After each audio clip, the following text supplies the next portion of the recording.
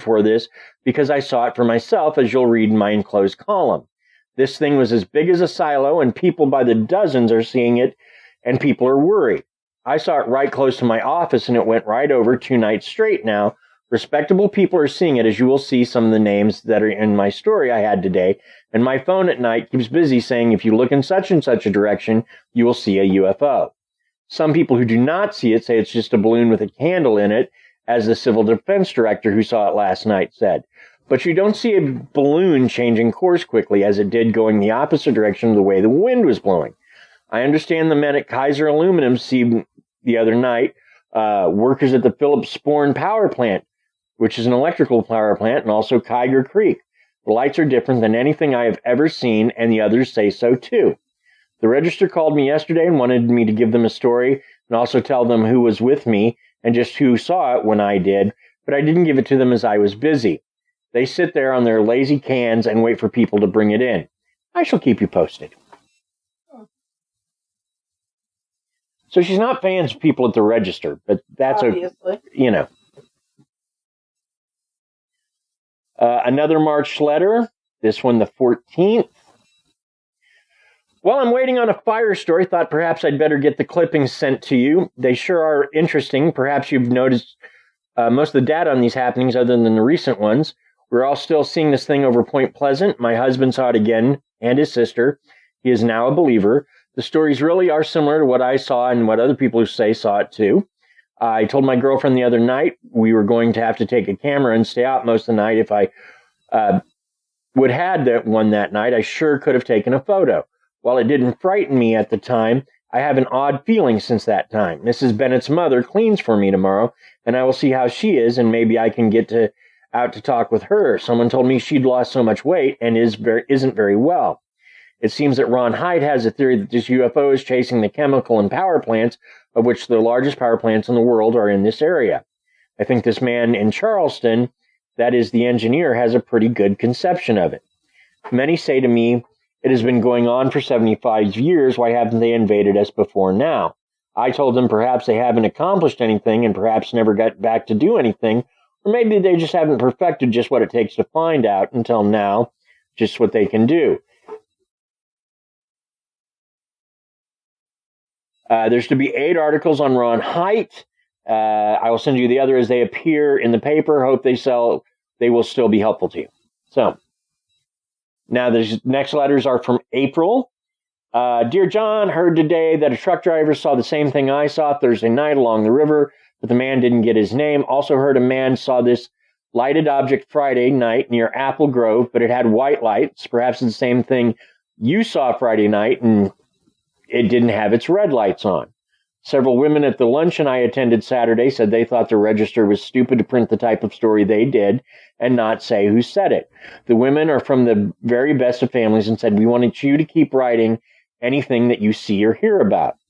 I had company during the weekend and also work tonight, so I haven't gotten back out to Gallipolis Ferry as yet, but we'll go one evening this week. Don't think I will go tonight as it's after 11 p.m. now and I'm sort of tired. Sending you a clipping, but they cut part of the story for space. They said, same old thing always, space problems. That's a funny pun. Space problems in the paper, space problems UFO. Mm-hmm. Yep, absolutely. I did not know Mary Hyres was a funny punster, but she is. There was no TV. There wasn't really TV to speak of back then, like 5 channels maybe. So, and it was all black and white, so it had extra time to do stuff, They come up with something. What, Krysta?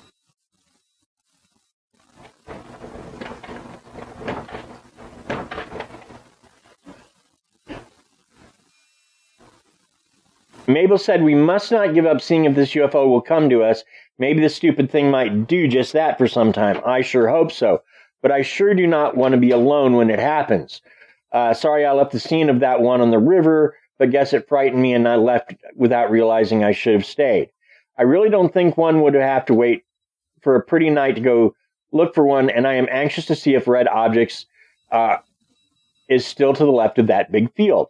The man that told me about a truck driver who said he also heard of a man who says he knows that one of these UFOs took his cow, but this stupid man who told me didn't ask the man his name. I told him if he saw the man again, get his name and address. People stand around and hear these stories, but never think to find out who told them.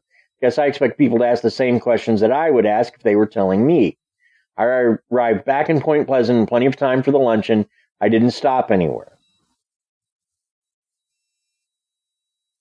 Now, that's something else. Is John Keel, when he first started doing the story and would see UFOs, he would try to converse with them using a flashlight, using Morse code. And he would send them messages. And sometimes they'd respond. And like one of the things he would say descend in Morse code. And almost every time the UFO that he would try to send this to would like make this leaf motion, like it was kind of falling towards the ground before popping back up.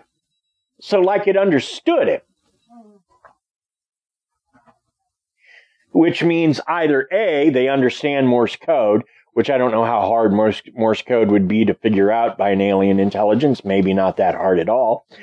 Or B, maybe they're not aliens. Maybe there's people and driving like testy spacecrafts. I don't know, but that's kind of creepy.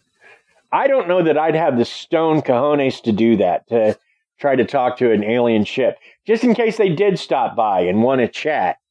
Maybe take me back to their planet. They don't know. They could have like free cheeseburgers or something. I want free cheeseburgers. I'll take a free cheeseburger. There you go. See, they didn't have to learn to speak in Morse code. They just had to have free cheeseburgers. They got both of you now. Now what? Oh, I guess I'll just have to deal with the other one.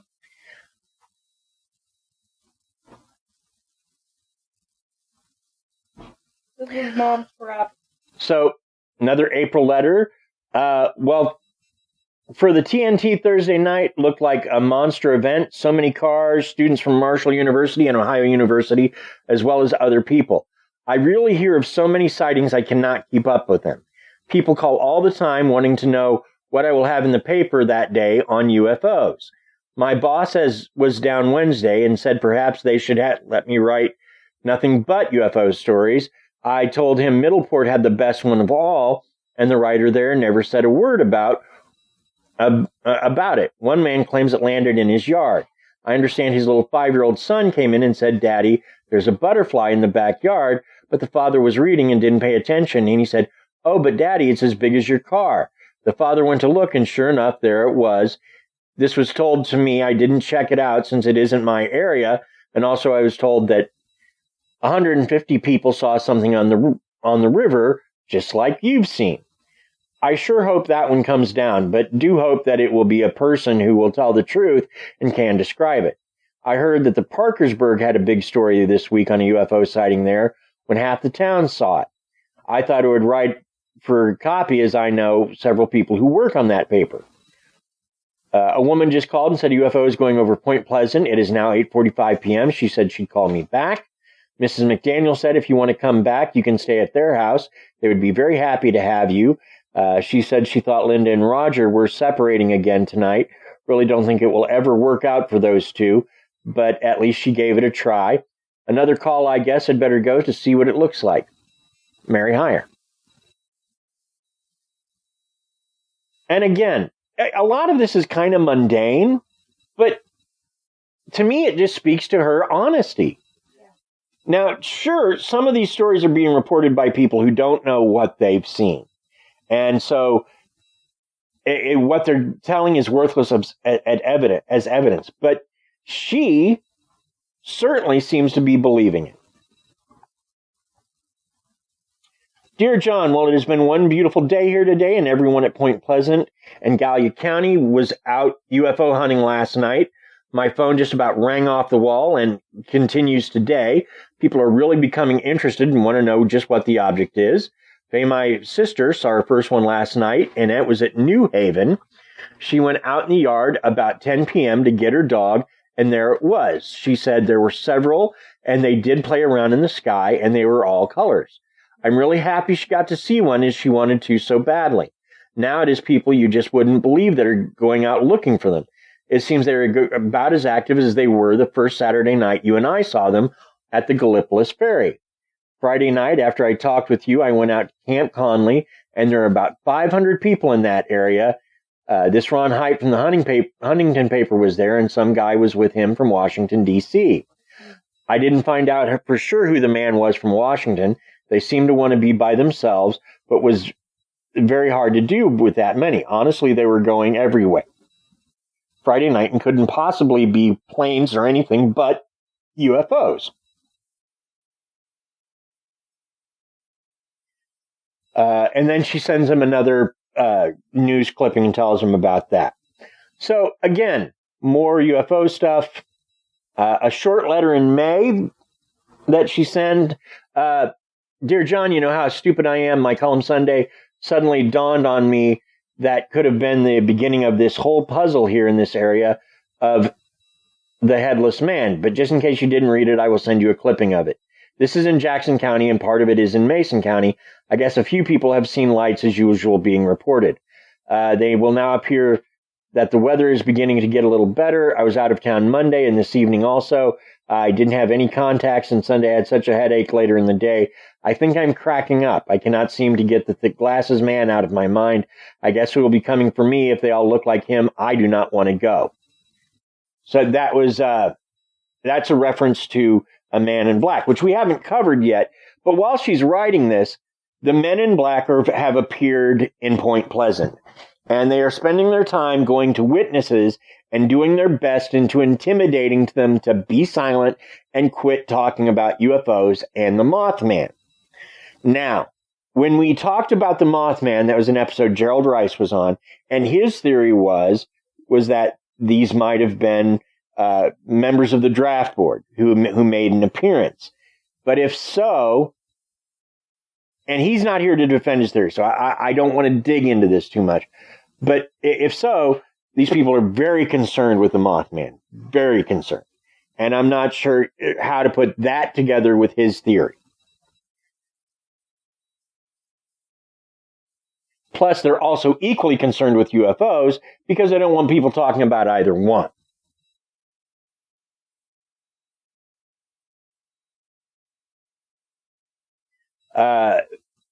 She sends him another letter 2 days later. She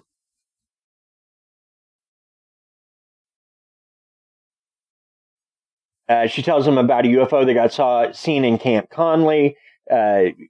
She had a conversation with a local man about maybe they should build a UFO port and one of those crafts would land on it. And the police were making several attempts to go to UFO sites and try to find evidence. I guess nothing came of it because I didn't find any further, or she was somehow mistaken about it. Well, at least she was trying to form a plan. Well, a lot of what she's doing is just reporting on things to a friend. And so the way it's written, she didn't go with them. The police were going to go do this. So I don't know if it maybe like their boss was like, look, we're in the job to serve and protect, not hunt UFOs. So no, which I would understand. You know, technically at the time, Project Blue Book was supposed to be doing that, but I don't know that they ever got to Point Pleasant. She sent him several more letters, but really they're all kind of the same. Her talking about the Mothman and UFOs. And the UFOs really don't get a lot of play when people talk about the Mothman and the events in Point Pleasant, West Virginia. But it certainly, from Mary Hyres' point of view, was just as important, if not more so, than the Mothman, was all the UFO sightings.